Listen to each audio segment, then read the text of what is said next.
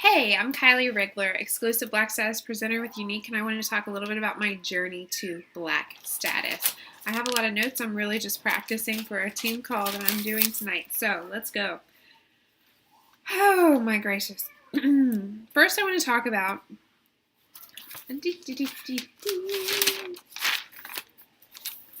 how I started. I started in May of 2014. I can't say that I really wanted a whole lot out of my business. I didn't really know anything about direct sales at the time. So I started thinking, hey, I want to earn a little bit of extra money and earn my makeup for free. I really only focused on the mascara in the beginning because I didn't realize the potential of the other makeup quite yet. But then once I got involved in the groups and saw where I could really go with it, I quickly fell in love. I saw other presenters' success stories and I thought, if they can do it, why can't I? So for the first 3 to 4 months of my journey, I was all in. I had watched a video from Eric Worre. If you don't know much about Eric Worre, look him up. Worre. He wrote Go Pro. It is a wonderful book about network marketing and how to be a pro in this industry and not an amateur. He made a video about basically how when an airplane is taking off, that burst of momentum in the beginning is really what's going to get it off the ground. And for me, that video was life-changing. He talked about the common denominator of people in network marketing who were making 6 figures or more, how they had recruited a large number of people in a small, short amount of time. And if you can go all in for a short amount of time, it will pay off in the long run. He said the common denominator with millionaires was that they had done this several times, not just the one time. So for me, that really changed my perspective, and I realized I needed to go all in. So the first 3 to 4 months, I did a lot of personal development. Anything Unique related, I was trying to figure out more about our products, but not just about Unique. I wanted to learn more about network marketing as a whole, about how to sponsor, how to share versus sell, different things, building relationships, that sort of thing. So I watched very little television. I listened to conference calls. As soon as my kids were in bed at night, I was focused. I was sitting down from probably about 8:30 at night until 1 o'clock in the morning, and I was working my tail off. I have 2 small children, a husband, and a part-time job. I run my own salon business. I don't own a salon. I just have a salon suite, so I deal with my clientele only, but I run that business. So I was able to balance all of that, but it was chaos. It was very much chaos in the beginning. So how did my day look? At the salon, I would wear my mascara on one eye all the time, and I would literally tell every single person that would sit down in my chair, have you tried this amazing mascara? Check it out. And they would say, no, I've never even heard about it. I would let them try it on. Boom. Everybody was interested in this product the minute that they saw what it could do. So I got a lot of sales in the beginning by sharing my love for the products. On Facebook, of course, I hosted a launch party right away. I didn't even know much about launch parties at the time. I actually had an event versus a group going, if I could go back, I would have done a group, right? Because groups seem to be a lot more successful, but I didn't even know. I just got involved and I did what I could do. Telling everyone, wearing on one eye, tester wands were huge for me in the beginning. Everybody I came into contact with, I was telling them about our products, friends, family, all of that. So I would call my friends. My very first elite is one of my very dear friends, Megan, and she started with me 2 weeks in, and she's been a rock star ever since. Most of the people I've recruited has not necessarily been related to me being in the salon industry. I have recruited other hairdressers, but I've just recruited a lot of people that I've had relationships with throughout my life. Whether it was somebody my husband knew, whether it was somebody I knew I went to school with, or even people that bought from me in a party. So those are the type of people that I was able to recruit. In the beginning, every time I did my makeup, I was taking pictures. I would do the mascara in one eye and take a picture, and I would always be looking for an even better picture than the last. So posting selfies, video tutorials, sharing things like that on Facebook. I would message everyone to host parties. I knew another person that really had an impact on me in the beginning is the late and great Jim Rohn. If you don't know Jim Rohn, again, Google him, look him up on YouTube. He is an icon as far as network marketing goes. he talked about the law of averages, about how it may take you 10 people to reach out to get one yes. But the more you do, the better you get. So eventually, maybe 10 people will turn into 3 yeses. And that really impacted me as well. So I realized, hey, a no is a no, no big deal, nothing personal, just keep reaching out. So I would message people to host parties, I would message people about the opportunity, and whenever I would get a purchase from a party, I would send a follow-up email and offer, just a little bit more information about either hosting a party or the opportunity. Keep it short and sweet. Let's see. We talk often about the 100s list. The 100s list starting out, it's good to make, write down a list of 100 people you know and get to work. Find a way to reach out. 100 people will then turn into more and more and more, and you should always be developing your 100s list. For me personally, I'll be honest, I never physically sat down and wrote down 100 people. But in my Facebook, I made sure that I was friends on Facebook with a lot of these people. So those are the people that I would reach out to. And let's see, my Facebook friends, I expanded my network, friends of friends, people that maybe I knew but hadn't, wasn't friends with on Facebook, I would add them. And then my husband and I are actually from different areas. So being from different states, he went through for me. He was super excited for this business I was launching, and he went and added pretty much every friend that he had, people from this town, people he went to high school with, that sort of thing.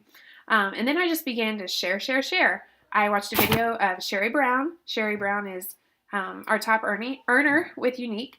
And when I watched one of her videos about sharing versus selling, it really struck me that, this is how you sell products. When people come to me and say, hey, I'm not a salesperson, I say, good, I don't want a salesperson. I want somebody who can share their love for products and this amazing opportunity.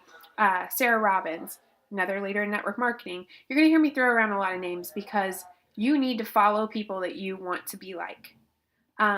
Study them. If they can do it, you can do it. Honestly, this is one of those industries where anybody can be successful. You just have to be willing to do the footwork. So Sarah Robbins says 5 new people a day keeps leads coming your way. So for me, I knew I had to reach out to a lot of people. I kind of describe myself as unorganized chaos. I did get to black status, but it wasn't necessarily the way that the most organized person in the world would have done it.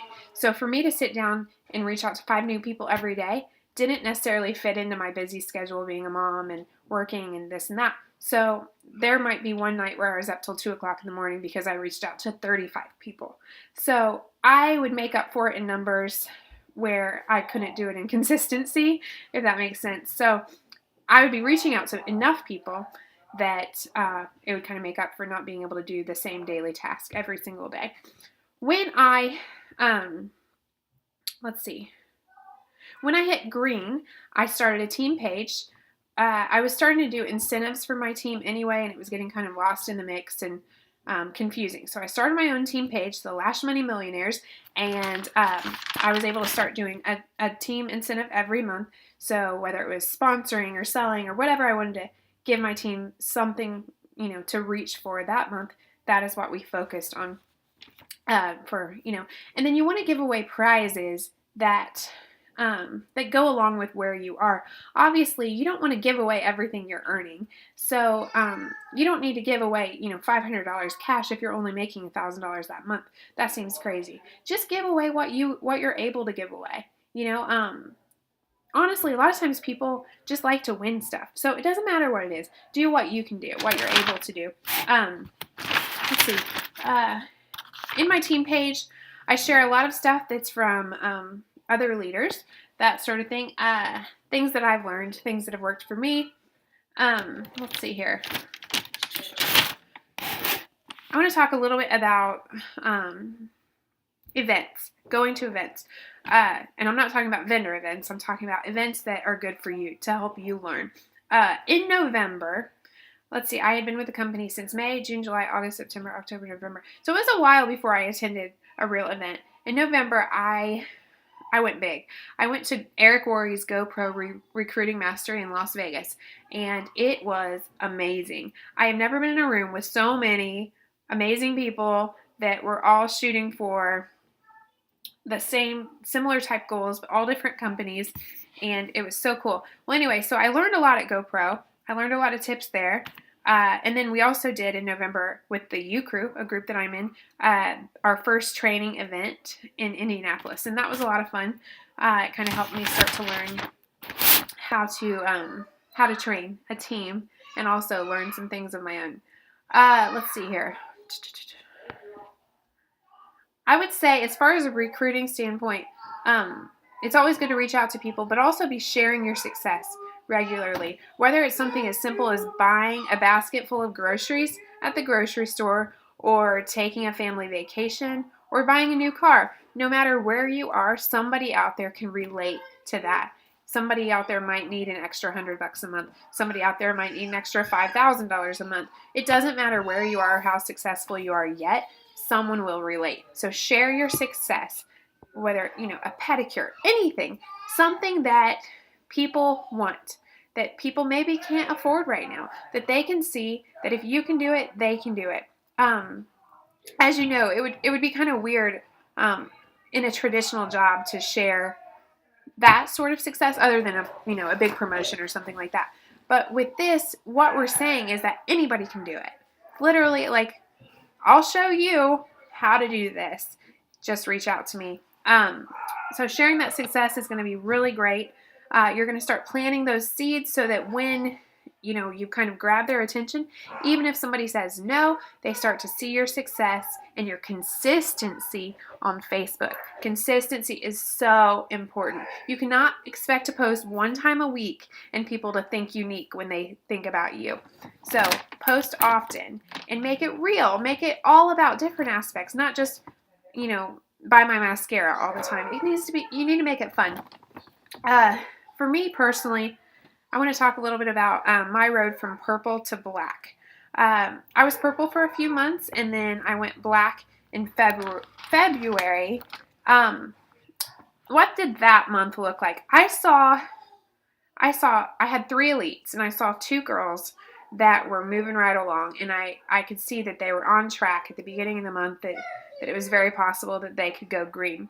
So the way that looked for me is I was watching my back office, I was watching their numbers, I was reaching out to them, encouraging them, and reaching out to their teams. I'm a big believer in running with the runners. Find people that are deserving of your time. And don't take that the wrong way. I don't think I'm anything special, but I'm not going to waste my time with negativity, and I'm not going to waste my time with, basically, I'm not going to force somebody to want this, okay? It is your job as a leader to reach out to them and find what they want, but if you have people that will never get on the phone with you, don't waste your time with it. If you have people that won't respond to your messages, don't get frustrated. Just move on. Keep adding people to your team. It's constant growing is gonna help you. It's easier to give birth than resurrect the dead. I've heard that one many times, and it's very, very true. You can't want it more than they do. So find people that are deserving of your time. Again, with purple to black, when someone would sponsor a new teammate, I would personally message the person who recruited and congratulate them on adding someone to their team. And then whenever a new teammate would promote to yellow or above, I would friend request them and reach out to them and just congratulate them personally for their new promotion and let them know that I'm here, as well as their sponsor, for any questions that they might have, to let me know if they need anything at all. Building that rapport with your team, I think, is huge, because no matter what leadership level you're in, there are going to be people that are looking up to you. So whether you're, green, orange, purple, or black, there's always somebody that is shooting for that wants to be there. So it means a lot to them when you reach out to them. So let's see. Building relationships on your team is very, very important. Also, a top 10 list of personal sales. I found that, like, top 10 on the 10th. Now with our the way our back office is set up, it makes it a lot easier to do that sort of thing. So the top 10 on the 10th is always really popular. People love recognition. I know for me personally, like, I think it was my first month in, I was in one of those lists, and it just made me feel really good, and it made me kind of push a little bit harder. So Now, what does my day look like? What does my month look like? How do I function as a Black status presenter?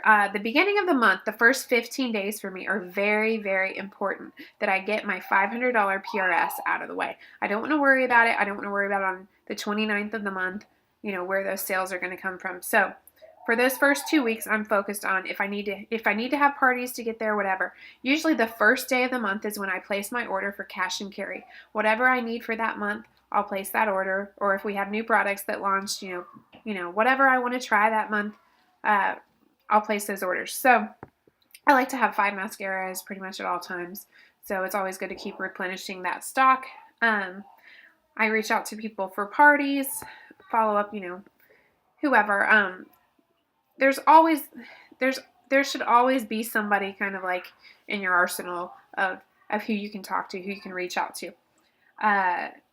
Also, again, sharing. Guys, I've been doing this for 10 months, and I still get sales when I post a picture of mascara and say that I have 3 left. Post a picture of 5 and say 2 sold, 3 left, whatever. I still sell it that way. People run out all the time, right? So you're going to have new customers, and it's that supply and demand issue. So when people kind of see the demand for it, they're more interested. Posting pics, new products, obviously. New pics, you're going to get new sales. That's the great thing about our company. We're always adding, we're always changing and keeping it exciting. There's always customer kudos. You want to promote those in the beginning of the month. So that's kind of what the beginning of my month will look like. It's very focused on sales. Now, at the end of the month, it never fails. I always end up with more than just that minimum because, again, all the seeds that you plant in the beginning of the month, people kind of trickle in. People need more products. It usually just happens that you will get more sales than just that. Again, this is in a leadership position. This is when your primary focus as a leader is not going to be your PRS. As a Black status, I don't need to focus as much on my sales as I do on helping my team to get sales and recruit as well. So, end of the month, focusing on my team, sponsoring, growing my team. I'm always adding. I shoot for now an average of 3 people a month to add to my team. That's kind of just a minimum that I like to try to shoot for. And on average, I think that is very important to this business. Encouraging my team, helping my team, answering their questions, posting videos, doing, whatever it is that I need to do, trainings and stuff like that with my team. Basically, I just like to have that, that last bit of the month reserved for them. So, again, I don't want to have to worry about my sales at that point. I just want to help them. Let's see. Okay. How do you start new presenters? I just started this and I really love it. As many of you may know, with Unique, because we are a newer company, we didn't have many systems in place. We've been kind of the pioneers. So we're developing systems all the time. Now I send out a welcome packet with a note welcoming that person to my team and congratulating them on entrepreneurship. And I send them a handful of unpersonalized blitz cards to get them started with their business. I try to get them on the phone within the first couple of days of signing up so that they can hear my enthusiasm and I can find out what they want out of their business. Chances are in the beginning they don't know, but that is why it's important to continue having a relationship with them. I add them to my training groups and I try to be available for their questions. Chances are if people have a lot of questions in the beginning, one, they're going to think that they're annoying you, but they're not. You have to let them know that it's not annoying because I get so excited when people ask me questions because if they have questions, it means they want something. They want to get better. So I like to work with the people that have questions. I like to be available to them. People will watch your feet and not your mouth. So it's important to constantly be doing what you would expect your team to do. Now I want to talk a little bit about Utah. I went to the Green trip, the Get to Green group. We went to Utah for the leadership retreat. I went there in February and it was amazing for me. Melanie Maxfield Huscroft spoke about life balance.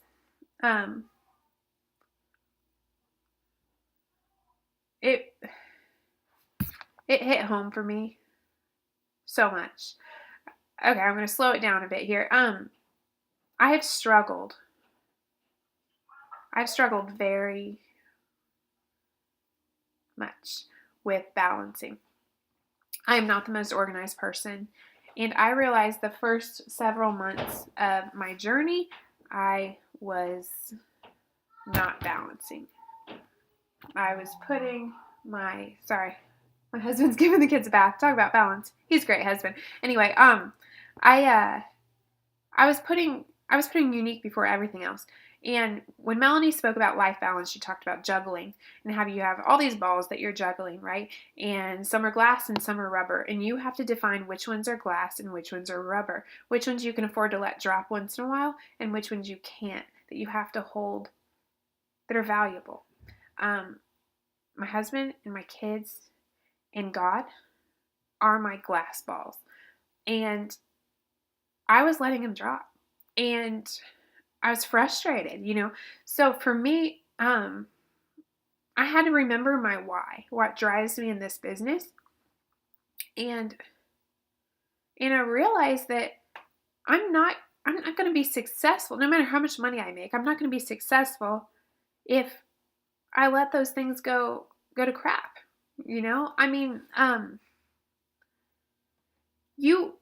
Melanie said she wants us to be successful, but not at any cost. Meaning, no matter what it takes, you're going to be successful. No, you need to find balance. So for me, it continues to be a struggle. I continue to fight back the tears at times, because it is hard. This career can be very addicting because the more you do, the more you make. But you have to find out what works for you, and you have to find the times that work for you, whether it's sneaking a little bit in at nap time, sneaking a little bit in at night, whatever works for you. But realize that your journey is different than everyone. It is your own personal journey. So however long it takes you, as long as you are working, as long as you are staying positive, as long as you are doing what works for you, then that is great. It just really struck home for me. I want to talk about two, moving forward with that. Anytime that I got in a slump, I would do more personal development. There were days I thought, oh my gosh, I'm out of ideas. Where do I go from here? Nobody's hosting a party. I don't have any potentials to recruit right now. What do I do? Personal development, huge. Read a book, watch a video. I'm not much of a reader. Go on YouTube and type something in. You will find a wealth of information. And I guarantee you, after doing some of that, you're going to have new ideas. It never fails. I have never had one time where I did some personal development that I didn't have a new idea of how to better my business and how to go from there. So personal development is huge. What does my day look like now? I don't work my business hard, like to the core, every single day. Today, look at my outfit. We were at the zoo and we had a great day, and I love that about this job, that you can still do the things that you want to do. There's time for that. So in the morning, typically I'll wake up and I'll check my numbers, answer messages, post on my page, whatever I want to do there. Nap time with my kids can be chaotic. Sometimes I have to get a shower because I might have to go to work that night. I might sneak in a message or two that I need to reply to, things like that. But nap time can be productive. It kind of depends on the day. At night is when I am best, when I do my best work. That's when I really get into my income producing activity. I do my follow-ups with customers. I do my recruiting, messages, emails, phone calls, anything like that. At night is really helped me a lot. It's when I work the best. I don't know. I'm kind of a night owl. You have to decide what works for you. I just decided I'm going to cut back a day at the salon so that I can focus more on, appointments, because for me it's kind of hard to make appointments because my schedule is just so crazy. So I'm cutting back one day so that I can do more of that sort of thing. One piece of advice I want to give is to try to limit your distractions. Working a business on Facebook is very difficult because it is extremely distracting. I don't want to say difficult because, heck, like, who gets to work from Facebook, right? Like, that's an amazing thing, but it can be very distracting. I get on there to work and I can't tell you how many times I'm like, oh, look at this cute little video of, this kid singing in the car, or, whatever. It's very distracting. So try to limit your distractions. Sit down at a desk if you have to when you can and focus. It's going to help your business a lot. So good luck to all of you. I hope that this crazy, manic way that I do things can somehow help you, and maybe you can relate. Maybe you're not the most organized leader. Maybe you're not, you don't have a lot of free time, but you can know this, as a person without a lot of free time, with 2 young children and a salon job, and, I'm very, I'm just unorganized, so it is doable. You can reach the top of your company, even though you may not, look like this person or that person. It's just very possible. So I hope that helped, and you all have an amazing day. Thanks.